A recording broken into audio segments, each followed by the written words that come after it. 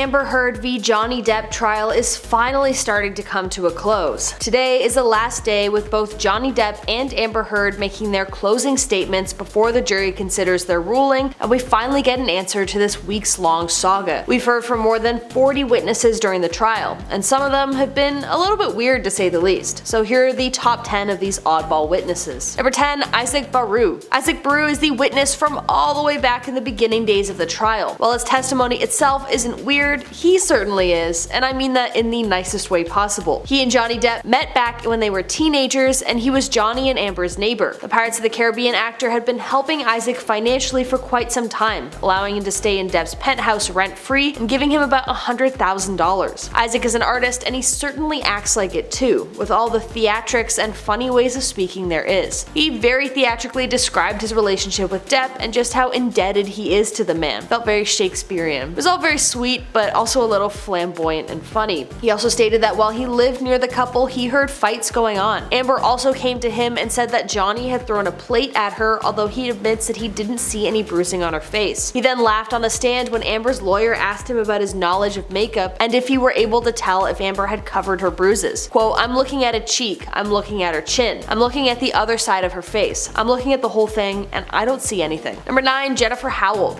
While not weird herself, Jennifer Howell gave some extremely odd and cryptic words to the court when she contradicted another key witness of Amber Heard's. Jennifer had employed Amber's sister, Whitney Henriquez, and testified briefly in court. Jennifer testified that she sent an email back in the 2020 libel trial begging her to tell the truth. Although in the libel trial this evidence was pretty much dismissed, in this trial she is given some insight into what exactly that means. She says that Whitney had confided in her that Amber was the aggressor in the fight, and apparently Whitney thought that Amber was, quote, going to kill Johnny. She also directly contradicted the severed finger story, stating that Whitney, Amber's sister, had told her that Amber had indeed cut off Johnny's finger during their explosive fight in Australia, and not that he had cut it himself as Amber's team is proposing. Interestingly, Jennifer's testimony was severely limited again by the judge, but it directly contradicts what Amber has stated as fact. Number 8, Starling Jenkins. Again, while not weird himself, the testimony he gave was a little odd. Starling is a longtime member of Johnny Depp's security staff, and he testified that the morning after Amber's 30th birthday, he was informed by Amber that she, quote, got into a fight with Johnny last night. He said that she threw his phone, wallet, credit cards, and passport over the balcony and onto the streets below. Starling then said that he used the Find My iPhone program to track down Depp's phone to Skid Row, a neighborhood known for its homeless population, which was not far from Johnny and Amber's apartment building. Starling then said he approached a homeless man about the phone who was, quote, honest and returned it. I gave him a reward for it. $420, chicken tacos, chips, apples, and Fiji water. I guess all's well that ends well? Number 7, the clinical psychologist. Okay, this one's a two-parter because it's honestly so frustrating with just how many yes men are involved in this case. Dr. Shannon Curry, a forensic clinical psychologist who evaluated Heard for 12 hours in December over 2 days, testified in court that Heard did not have PTSD and appeared to be, quote, grossly exaggerating symptoms. The result of Ms. Heard's evaluation supported 2 diagnoses: borderline personality disorder and histrionic personality disorder. Curry said she concluded that Heard had, quote, a very sophisticated way of minimizing any personal problems while having a lot of inner hostility and externalizing blame. What I don't understand about this is why any clinical psychologist would feel at all comfortable diagnosing anyone with anything after only speaking with them for 12 hours. Typically, psychologists have to work with patients for weeks or even up to months before they are sure of any presence of any mental illness of any kind. Number 6, the clinical and forensic psychologist. Now we've got Dr. Don Hughes, another clinical psychologist who basically testifies to the exact opposite of what Dr. Shannon Curry said. She diagnosed Heard with PTSD, quote, based on intimate partner violence suffered at Depp's hands. She based this on 29 hours worth of clinical interviews with Heard, as well as her reviews of court transcripts, notes taken by Heard's previous therapists, interviews with therapists, and other records. Dr. Hughes believes the level of control and surveillance Depp had over Heard's life was a marker of intimate partner violence, which made it harder for Heard to leave the relationship. relationship. Quote, even though she yelled and hit him and said some terrible things to him, it was never able to shift the balance of power in the relationship. I figured psychologists would have a bit more decorum before diagnosing anything. It just feels weird. And this doctor only spent 29 hours with Amber, which I guess is marginally better than the 12 hours Dr. Curry had, but still, something's fishy. Number 5. Tracey Jacobs. Tracey Jacobs was Johnny Depp's agent for 30 years until the actor terminated their contract in 2016. She said in a pre-recorded deposition shown during the trial that Johnny once asked her to kill a version of the 2018 film London Fields because it had a scene where Amber was nude in it. She said Depp sent her a series of angry all-caps emails instructing her to shut down the film. Quote, it is in Amber's contract that there will be no nudity and her agents are weak and insipid. Will you please call these motherfuckers and you and Jake get on this immediately. It must be shut down or I will sue them 18 ways from fucking Sunday. These people are nobodies in this business and they should be made to understand that we will ruin them instantly. If Amber willingly did the nude scene, it's so weird that Johnny would be so up in arms about it unless he was extremely defensive of their relationship. Number 4. Kate Moss. Okay, this one is more so fascinating than weird, I'd say. Model Kate Moss, who dated Depp between 1994 and 1998, testified that Depp never pushed her down a flight of stairs. Earlier in the trial, during Heard's testimony, she referred to an unverified rumor that Depp once pushed Moss down the stairs. Moss has never publicly accused Depp of misconduct. Moss said that she slipped and that Depp then tended to her. Quote, I screamed because I didn't know what had happened to me and I was in pain, and he came running back to help me and carried me to my room and got me medical attention. Kate said she slipped while the two were at a resort in Jamaica while they were dating. Quote,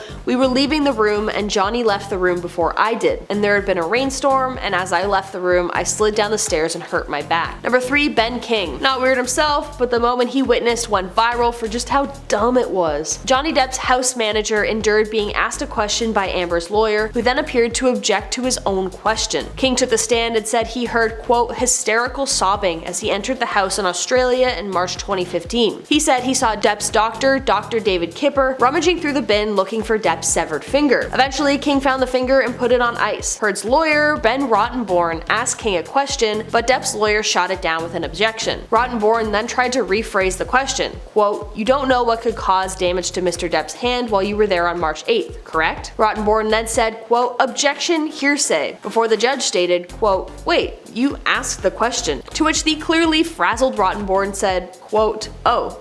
Okay. Number 2. Dr. David Spiegel. Okay, yeah, this guy is just weird. While on the stand, Dr. Spiegel stated, quote, I've only seen him interact with people in interviews, when he wasn't in movies. To which Johnny's attorney responded, quote, Willy Wonka doesn't matter to you? You see him in that movie, Charlie and the Chocolate Factory. Did you look at that one while you were looking at his cognitive processing speed? Instead of answering immediately, a confused Spiegel began smacking his lips and opening and closing his mouth while rubbing his chin. He then eventually said, quote, do I have to answer that question, Your Honor? Depp shook his head in bewilderment while observing the interaction in court. Spiegel was directed to answer the question and told the court that he had not seen any of the projects mentioned by the actor's legal team. So freaking weird. Number 1. Alejandro Romero. Alejandro Romero is kind of a beast. He's a doorman at the Eastern Columbia building and became extremely notable for his behavior in a pre-recorded video that was shown to the court, where he testifies that he was asked to check for an intruder, but he believes the scratching at the door which had startled them was just a dog. But throughout the whole video, he was vaping and blowing the fattest clouds at the camera. At times, the testimony had the jury and Depp laughing at just how ludicrous it all was. Alright, that's it for the top 10 weirdest witnesses from the Johnny Depp Amber Heard trial. Thank you for watching. I've been your host, Sierra. See you next time.